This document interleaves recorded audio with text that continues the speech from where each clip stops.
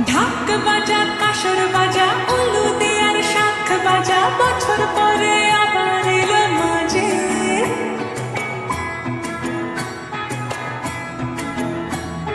পুজো পুজো